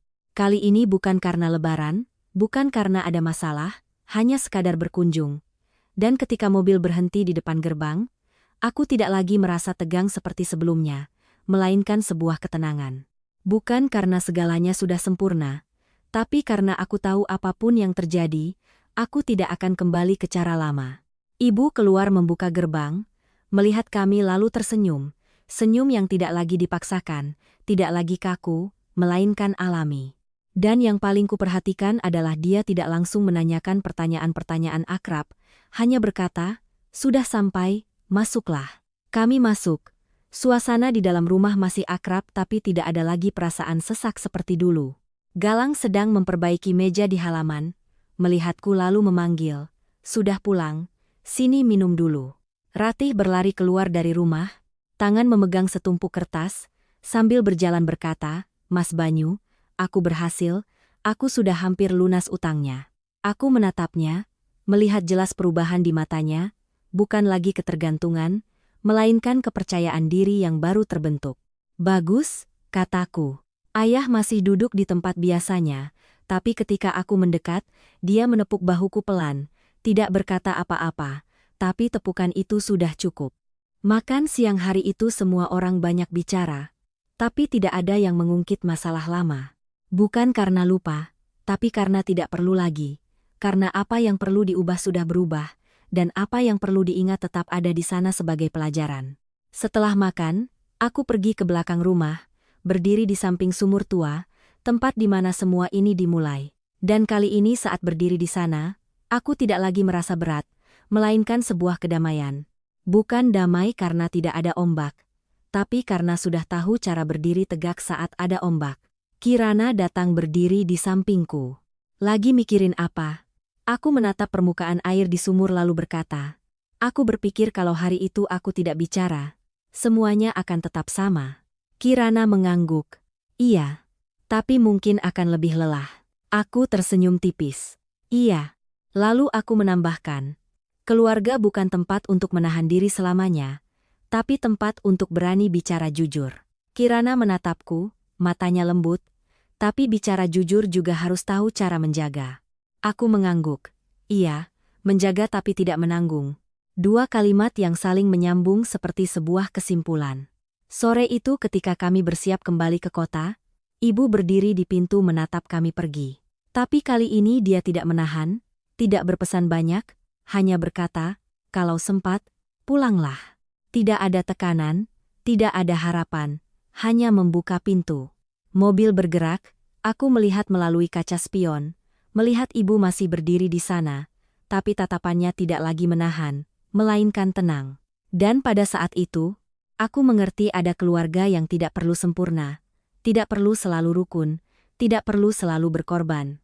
Cukup setiap orang tahu di mana dia berdiri, tahu apa yang harus dilakukannya, dan tahu bahwa bagaimanapun perubahannya, masih ada tempat untuk kembali, bukan untuk dibebani, tapi untuk bersama. Cerita kami tidak berakhir dengan akhir yang sempurna, melainkan dengan sebuah pemahaman bahwa ikatan keluarga bukanlah penanggungan sepihak, melainkan keseimbangan antara memberi dan menerima, antara kasih sayang dan batasan. Dan terkadang, untuk menjaga sebuah keluarga, seseorang tidak perlu melakukan lebih banyak, melainkan cukup berhenti pada saat yang tepat. Saudara sekalian yang terkasih, cerita yang baru saja kita lalui dalam diam bukanlah cerita besar, juga bukan tragedi yang membuat orang langsung meneteskan air mata, tetapi merupakan potongan kehidupan yang sangat nyata, di mana banyak dari kita jika melihat kembali akan menemukan diri kita di suatu tempat di dalamnya. Mungkin sebagai Banyu, yang selalu berusaha menanggung, memberi, bertahan, lalu suatu hari menyadari bahwa jika terus seperti ini, dia akan perlahan kehilangan dirinya sendiri. Mungkin sebagai sang ibu, yang seumur hidup berkorban, seumur hidup berpikir bahwa cinta adalah tentang memeluk segalanya, tanpa tahu bahwa terkadang pelukan itulah yang membuat orang yang disayanginya tidak bisa tumbuh. Mungkin sebagai Galang atau Ratih, yang tidak jahat, tidak egois, hanya sudah terbiasa dibantu, terbiasa dilindungi, hingga tidak lagi menyadari batas antara disayang dan bergantung. Dan mungkin juga sebagai kita. Kita yang pernah diam untuk menjaga keharmonisan, pernah mengangguk untuk menghindari konflik, pernah menerima kerugian agar keluarga tenang, tapi kemudian di lubuk hati menumpuk hal-hal yang tidak pernah terucap. Ada satu hal yang tidak diajarkan kehidupan sejak awal, yaitu mencintai bukan berarti bertahan tanpa syarat. Karena jika ikatan keluarga hanya ada karena pengorbanan sepihak, cepat atau lambat itu akan menjadi beban. Dan ketika beban itu ditanggung terlalu lama, orang akan ambruk atau terpaksa bangkit. Banyu memilih untuk bangkit, bukan dengan kemarahan, bukan dengan pemutusan hubungan, melainkan dengan ketenangan untuk berbicara, mengatakan kebenaran, mengatakan batasan, mengatakan hal yang banyak orang tahu tapi tidak berani katakan. Dan yang paling berharga bukanlah karena dia benar, melainkan karena setelah bicara dia tetap tinggal, tetap menggenggam tangan, tetap kembali, tetap menjaga. Karena bicara jujur tanpa tahu cara menjaga adalah kehancuran. Sedangkan menjaga tanpa berani bicara jujur adalah penderitaan. Hanya ketika manusia berani bicara sekaligus tahu cara menjaga, saat itulah keluarga benar-benar punya kesempatan untuk berubah. Keindahan cerita ini tidak terletak pada segalanya menjadi sempurna, melainkan pada semua orang mulai mengerti. Mengerti bahwa setiap orang punya batas. Mengerti bahwa setiap orang harus mandiri. Mengerti bahwa ikatan keluarga bukanlah tempat untuk terus mengambil, melainkan tempat untuk tumbuh bersama. Di kehidupan ini, ada hal-hal yang semakin diberi semakin penuh, seperti kasih sayang, seperti perhatian. Tapi ada juga hal-hal yang jika diberikan dengan cara yang salah akan membuat pemberi dan penerima sama-sama melemah. Dan keluarga, jika ingin langgeng, bukanlah dengan saling mengikat erat, melainkan dengan berdiri berdampingan, cukup dekat agar tidak tersesat, tapi juga cukup jauh agar setiap orang bisa menjadi dirinya sendiri. Jika hari ini Anda berada dalam hubungan di mana Anda merasa lebih banyak menanggung daripada berjalan bersama, Jika Anda diam karena takut membuat orang lain sedih. Jika Anda berpikir biarlah, mengalah sedikit demi ketenangan, mungkin sudah saatnya Anda bertanya pada diri sendiri, apakah ketenangan itu nyata? Atau hanya jeda sementara sebelum semuanya pecah lebih besar? Terkadang, satu perkataan jujur meskipun terlambat masih lebih baik daripada keheningan yang berkepanjangan, karena kebenaran mungkin menyakitkan sekali. Tapi keheningan bisa menyakitkan seumur hidup. Dan pada akhirnya, keluarga bukanlah tempat kita untuk menjadi sempurna, melainkan tempat kita untuk belajar mencintai dengan cara yang lebih benar. Terima kasih telah mendengarkan. Sampai jumpa di cerita lain yang juga sangat hidup, sangat manusiawi, dan mungkin akan kembali menyentuh diri kita sendiri.